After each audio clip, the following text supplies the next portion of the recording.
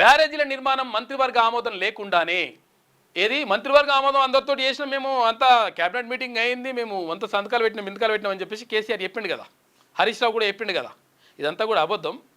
ఈ బ్యారేజీల నిర్మాణం ఈ క్యాబినెట్ ఆమోదం ఇదమోదం ఏం లేదు. ఎందుకంటే అప్పుడు మంత్రిగా ఇప్పుడు మంత్రిగా ఉన్నటువంటి తుమ్మల నాగేశ్వరరావు క్లియర్గా చెప్పిండు, ఈ మంత్రివర్గ ఆమోదం ఏం లేరని ఆయన ఇష్టం వచ్చినట్టుగా ఓకే వేసి పడేసిండ్రు, చేసేసి దాన్ని ఆ కాళేశ్వరంని ఇట్లా తీసుకొచ్చి పెట్టిరని చెప్పేసి మంత్రి తుమ్మల నాగేశ్వరరావు చెప్పిండు. అప్పుడు కేసీఆర్ ప్రభుత్వంలో మంత్రిగా ఉన్నాడు, తర్వాత ఇప్పుడు కాంగ్రెస్ ప్రభుత్వంలో కూడా ఆయన మంత్రిగా కొనసాగుతూ ఉన్నాడు. ఆయన క్లియర్గా చెప్పేసిండు, అప్పుడు నేను మంత్రిగా ఉన్నా, ఏం క్యాబినెట్ మీటింగ్ ఏం జరగలేదని చెప్పిండు.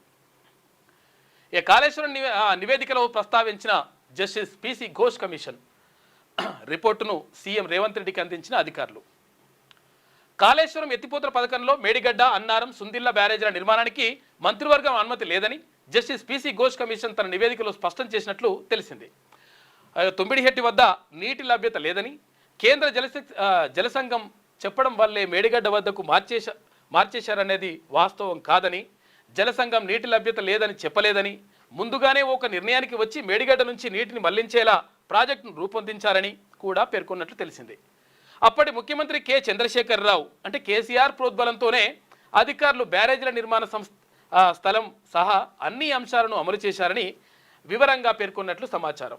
ఇక తుమ్మిడిహెట్టి నుంచి మార్చడం, నీటి లభ్యత అంశంలో అప్పటి కేంద్ర జలశక్తి శాఖ మంత్రి ఉమాభారతి రాసిన లేఖ సహా అనేక అంశాలను నివేదికలో ప్రస్తావించినట్టు తెలిసింది. ఇక బ్యారేజీల నిర్మాణం మార్పుతో పాటు ఇదంతా కూడా కథంతా నడిచింది.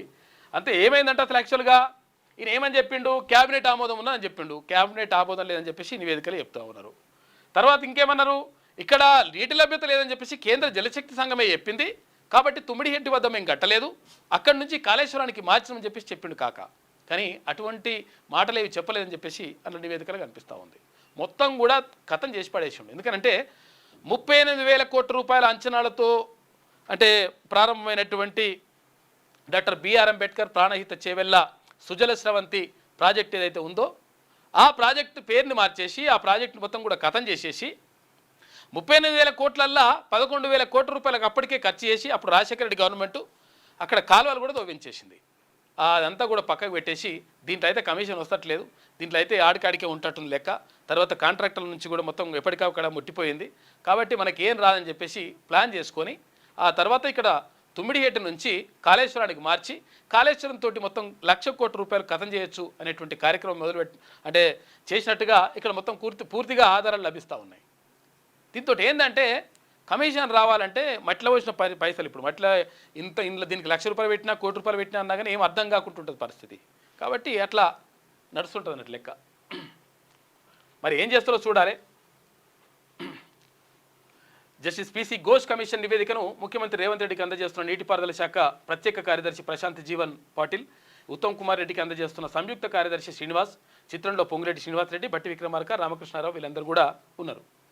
ఇక నివేదికపై చర్చకు 4న క్యాబినెట్ భేటీ అవుతుందంట. మరి క్యాబినెట్ భేటీలో ఏం జరుగుతుంది? మొన్న బీసీలకు 42% రిజర్వేషన్కు సంబంధించి ఎట్లయితే బాగా తీవ్రంగా విస్తృతంగా చర్చలు ఎట్లా చేసిరో మరి అట్లనే చేస్తారా, లేకపోతే నిజంగా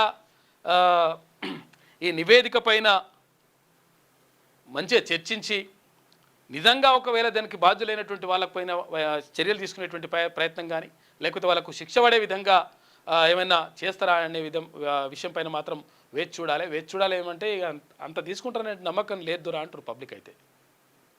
ఎందుకంటే ఒక ప్రభుత్వం చేసినప్పుడు ఇంకో ప్రభుత్వం ఇంకొకరు వాళ్ళని కాపాడుకునేటువంటి ప్రయత్నం చేస్తారు తప్ప ప్రజలకు మంచి జరగాలని లేకపోతే ఉన్నట్టుగా చెప్పాలని చెప్పేసి వాళ్ళు ఎందుకు అనుకుంటారని చెప్పేసి చాలామంది అంటా ఉన్నారు. మరి విశ్లేషకులు అంటున్నారు. మరి ఏం చేస్తారో చూద్దాం. ఇక 4వ తారీఖు అయితే భేటీ తర్వాత తేలుతుంది లెక్క.